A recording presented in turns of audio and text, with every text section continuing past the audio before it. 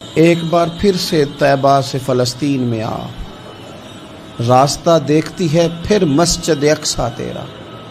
ایک بار حضور گئے تھے مکے سے مسجد اقصیٰ، اور پھر حضور فرماتے ہیں جب میں واپس گیا نا تو کفار نے چونکہ مسجد اقصیٰ دیکھی ہوئی تھی تو مجھ سے پوچھنا شروع کر دیا کہ مسجد اقصیٰ کی کھڑکیاں کتنی ہیں، دروازے کتنے ہیں، پلر کتنے ہیں۔ جب انہوں نے سوال جواب کیے تو حضور فرماتے ہیں کہ رب کریم نے مسجد اقصیٰ کو اٹھا کے میرے سامنے رکھ دیا۔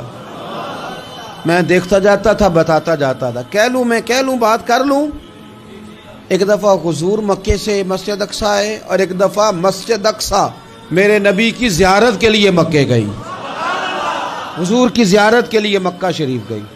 اور میرے نبی تو صرف کسی چیز کی طرف ایک دفعہ دیکھ لیں تو وہ رحمت کے پھول کھلتے ہیں۔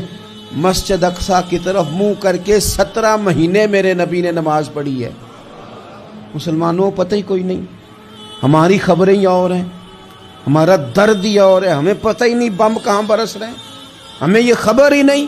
اور میں اس دور میں تقریریں کر رہا ہوں جہاں سوتوں کو جگانا نہیں پڑتا، جاگتوں کو جگانا پڑتا ہے۔ سیانے لوگوں کو سمجھانا ہمارے ذمہ لگ گیا، کیا کریں؟ اس قوم کو سکھانا پڑتا ہے جسے پتہ سارا ہے، لیکن جان بوجھ کے آنکھیں ہماری بند ہیں۔ یہ مولوی کو بات کرتا تو لوگ کہتے دیکھو مولوی گالی دیتا ہے، لیکن اگر قائد اعظم محمد علی جناح کہے کہ اسرائیل امریکہ کی ناجائز اولاد ہے تو پھر تو تمہیں ہضم کر لینا چاہیے نا، پھر تو لبرل کو بھی ہضم ہونا چاہیے نا کہ قائد اعظم نے کہا ہے، اور اس ناجائز بچے کو تم نے اتنی طاقتیں دے دی کہ وہ مسلمانوں کے قبلہ اول میں نماز پڑھنے والوں کو بھی نہ بخشے۔ کہاں گئی تمہاری وہ انسانی حقوق کی بڑی بڑی تنظیمیں، کدھر گئی؟ اور میرا پاکستانی میڈیا سے بھی سوال ہے، چند دن پہلے سیالکوٹ میں ایک واقعہ ہوا، ناانصافی ہو گئی جی، ناانصافی ہو گئی جی ایک بی بی کے ساتھ۔ ہر بندے نے شور مچایا، بڑے بڑے طوفان اٹھتے ہیں، کیوں ہوا جی کیوں ہوا؟ تو مسجد اقصیٰ کی توہین ہو گئی تو پھر طوفان کیوں نہیں اٹھا؟ ٹاک شو کیوں نہیں ہوئے؟ بحثیں کیوں نہیں ہوئی؟ میں اس موم بتی مافیا کا کیا کروں؟ ان لبرل لوگوں کا کیا کروں؟ ان کے سپورٹروں ووٹروں کا کیا کروں؟ ان سیاسی جماعتوں کے کارکنوں کو کیا نام دوں کہ جو ان فضول بحثوں میں تو وقت ضائع کرتے ہیں، اور وہ مسجد اقصیٰ جس کے بارے میں میرے نبی پاک صلی اللہ علیہ وسلم سے ایک صحابیہ نے پوچھا تھا، یا رسول اللہ مسجد اقصیٰ میں نماز پڑھنا کتنا کو بہتر ہے باقی نمازوں کے مقابلے میں؟ تو حضور نے فرمایا 1000 گنا بہتر ہے۔ بی بی عرض کرنے لگی سونیا میں جا تو نہیں سکتی، دل بڑا کرتا ہے۔ حضور نے فرمایا جا نہیں سکتی تو وہاں تیل ہی بھجوا دے، جس میں حاضری لگوانے کی حضور بات کریں جس مسجد میں۔ اور نبی پاک علیہ السلام نے فرمایا خاص کر کے سفر کرنا ہوا تو 3 مسجدوں کے لیے کرنا، ایک مسجد حرام بیت اللہ کے لیے، ایک مسجد نبی کے لیے، اور تیسرا مسجد اقصیٰ کے لیے۔ یہ کیسے ہو گیا کہ فلسطین کی بیٹیاں روتی رہ گئیں اور تو رویا ہی نہیں؟ اگر تو جست واحد تھا تو جس طرح تیری بیٹی روئے تو روتا ہے، اس طرح تجھے فلسطین کی بیٹی کے رونے پر بھی رونا چاہیے تھا، پھر تجھے فلسطین کی بہن کے رونے پر بھی رونا چاہیے تھا۔ یہ کیا بات ہوئی؟ ہم نے نا کسی کو چھوٹا سمجھا، کسی کو حقیر سمجھا۔ اور بھئی یہ تیرا خیال ہے کہ فلانا فلاں ہے اور فلانا فلاں ہے۔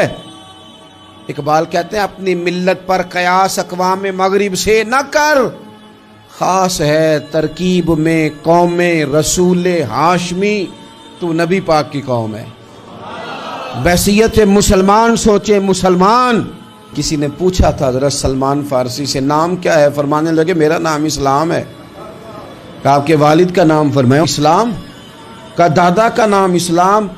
آپ فرمانے لگے تو کتنے کو سوال پوچھے گا، میں کتنے کو جواب دوں گا؟ سلمان کا ہر چیز ہی محمد مصطفیٰ کا دین ہے، میرا سارا کچھ میرے نبی پاک کا دین، شروع بھی یہی ہے اختتام بھی یہی ہے، یہی میرا سارا کچھ ہے۔ داستان حسن جب پھیلی تو لامحدود تھی، اور جب سمٹی ہے تو آقا بس تیرا نام ہو کے رہ گئی۔ بس ہم اتنے کہ ہم حضور کے غلام ہیں۔ تو مسلمان ہو کے سوچیں، بحیثیت مسلم کے اپنی ذمہ داریوں کا احساس کریں۔ اقبال نے کہا تھا میری زندگی کا مقصد تیرے دین کی سرفرازی. میری زندگی کا مقصد تیرے دین کی، میری زندگی کا مقصد تیرے دین کی سرفراز، میری زندگی کا مقصد تیرے دین کی سرفراز، میری زندگی کا مقصد تیرے دین. یا رسول اللہ میری زندگی کا مقصد تیرے دین کی سرفرازی. میں اسی لیے مسلمان، میں اسی لیے نمازی، میں اسی لیے مسلمان، میں اس کے لیے کام کس طرح کریں، جد و جہد کس طرح کریں. تو ہمیں کہا گیا قوت عشق سے ہر پست کو بالا کر دے اور دہر میں اس میں محمد سے اجالا کر دے، دہر میں اس میں محمد سے اجالا کر دے. اقبال سے پوچھا، اقبال اس کام میں مدد کیسے ملے گی، کس طرح آگے بڑھیں گے؟ تو اس نے کہا بازو تیرا توحید کی قوت سے قوی ہے، اللہ تیری مدد کرے گا، تم موحد ہے، رب کو ماننے والا ہے. بازو تیرا توحید کی قوت سے قوی ہے، اسلام تیرا دیش ہے، کیونکہ تو مصطفی ہے، تو مصطفیٰ کریم کا ماننے والا ہے، تیری مدد ہوگی ہر میدان میں.